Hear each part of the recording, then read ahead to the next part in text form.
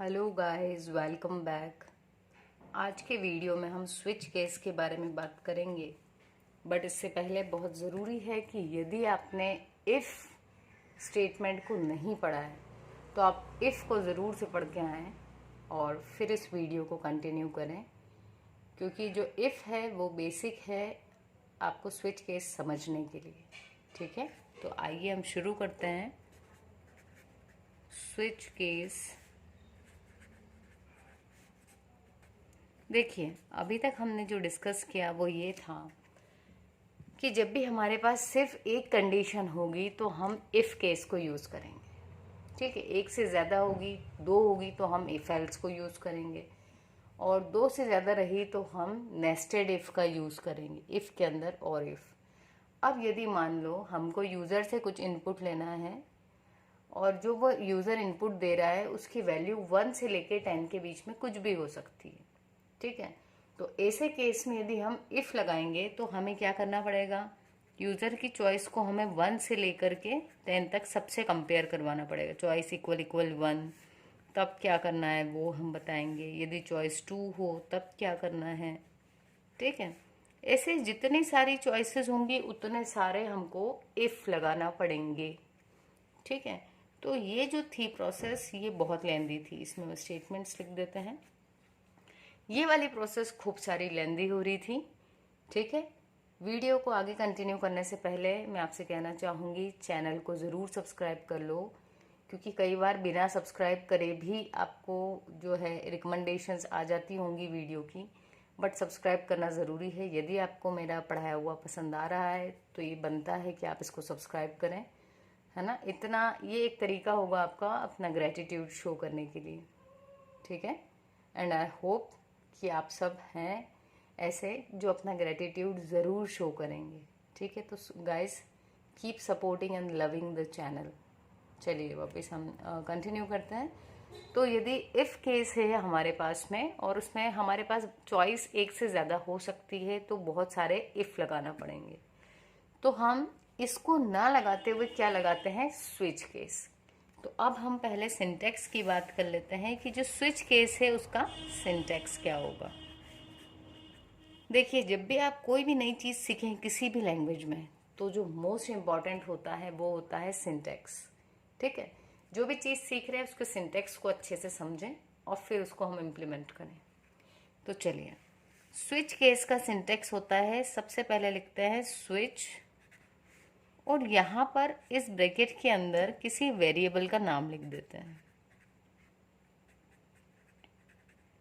ये जो वेरिएबल का नाम लिखा है हमने, इस वेरिएबल में हम यूज़र से वैल्यू लेते हैं और इसकी कोई वैल्यू हो सकती है। ठीक है, तो जो भी इसकी वैल्यू होगी वो हम केसेस मिलेंगे अंदर। आइए देखते हैं।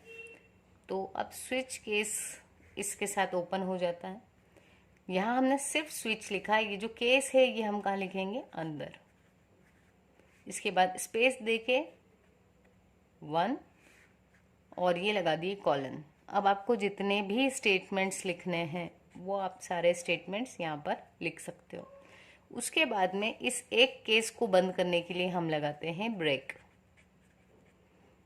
ठीक है, अब ये यहाँ पर ब्रेक के साथ में ये केस बंद हो गया। अब दूसरा केस हमने बात की थी ना, अगर 1 दे तब क्या हो, तो 1 के केस में इतनी चीज़ें होंगी। यदि 1 नहीं 2 दिया तो हमने लगा दिया केस 2। फिर इसके केस में कौन कौन से स्टेटमेंट्स हैं वो सब लिख देंगे और फिर से क्या लगा देंगे, ब्रेक। ऐसे ही आपको जितने केसेस लेना हो वो केसेस आप यहाँ तक ले लेंगे। मान लो आपको 257 केस लेना थे, वो आपने ले लिए, सब में कुछ ना कुछ स्टेटमेंट्स दे दिए। अब देखिए, अगर हमको 257 केस लेना है और इसके इक्विवेलेंट इफ़ एल्स लेते हैं हम, तो इतने सारे इफ़ लगते हैं, उसकी बजाय एक ही स्विच में हमारा पूरा काम हो रहा है। ठीक है, तो यहाँ स्टेटमेंट और फिर से ब्रेक। इसी में सबसे लास्ट में लिखा जाता है डिफ़ॉल्ट। डिफ़ॉल्ट के बाद में कॉलन, और यहाँ पर आपको जो स्टेटमेंट लिखना हो वो आप स्टेटमेंट यहाँ पर लिख सकते हो।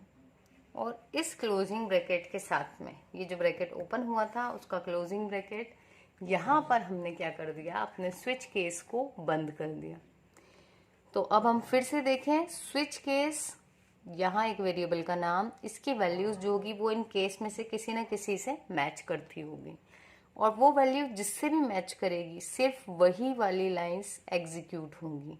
ठीक है, जैसे मैं चॉइस 1 दे दूं तो केस 1 में जितने स्टेटमेंट्स हैं वो एग्जीक्यूट होंगे, और जैसे ही ब्रेक मिलेगा वैसे ही हम इस स्विच केस से बाहर आ जाएंगे। यहाँ जो भी लाइन लिखी होगी, अगर गेट ch लिखा है, जो भी लिखा है ना, तो हम इस लाइन पर आ जाएंगे। गेट ch की जगह मैं कोई स्टेटमेंट लिख देती हूँ। ठीक, तो कोई भी स्टेटमेंट जो भी लिखा हुआ है, ये ब्रैकेट बंद होने के बाद वो एग्जीक्यूट हो जाएगा। ठीक है, अब यहाँ पर दो बातें समझने वाली हैं, वो ये है, पहला कि हमने ठीक है स्टेटमेंट्स तो लिख दिए, बट ब्रेक क्यों लगाया और नहीं लगाएंगे तब क्या होगा। तो ब्रेक हमने इसलिए लगाया है, ये एक डिलिमिटर है, ये बता रहा है कि पहला केस कहाँ से कहाँ तक है। ठीक है, और यहाँ इसके जस्ट पहले जो भी स्टेटमेंट होगा वो लास्ट स्टेटमेंट होगा इस केस का, तो सिर्फ वहीं तक एग्जीक्यूशन करना है। और ब्रेक बताता है कि अब ये जो आपका पूरा ब्लॉक था, इस ब्लॉक से बाहर आ जाना है, स्विच वाले ब्लॉक से बाहर चले जाओ। ठीक है, तो आपको याद रखना है ब्रेक क्या बताता है कि जो करंट ब्लॉक है उससे बाहर चले जाओ। उसके बाद में एक क्वेश्चन ये आता है कि यदि हम ब्रेक नहीं लगाएंगे तब क्या होगा।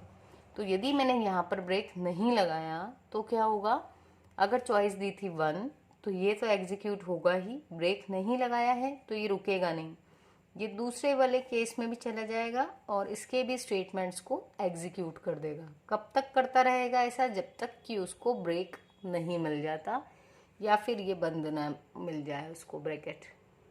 तो इन दोनों में से जो भी मिलेगा तब जा कर के वो रुक जाएगा। तो इसलिए हम हर केस के एंड में ब्रेक लगा देते हैं, क्योंकि मतलब है यही हुआ ना कि अगर 1 ही दिया हुआ है तो 1 वाले ही स्टेटमेंट्स एग्जीक्यूट हों, बाकी के ना हों।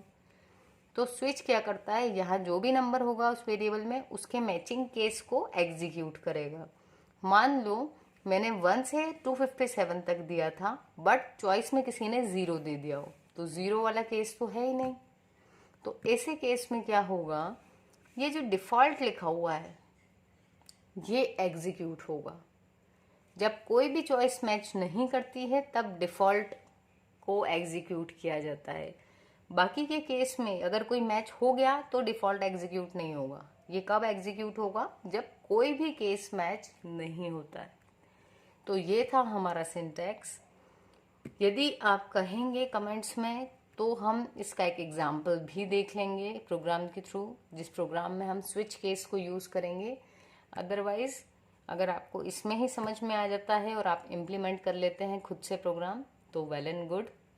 और keep watching guys, thank you so much. And आपके जो भी व्यूज़ हों वीडियोस के रिगार्डिंग आप कमेंट्स में बिल्कुल बताया करिए, मुझे अच्छा लगता है आप लोग के कमेंट्स पढ़ना, है ना। और सब्सक्राइबर काउंट भी जब बढ़ता है वो भी काफ़ी अच्छा लगता है, एक मोटिवेशन मिलती है। ठीक है, थैंक यू गाइस।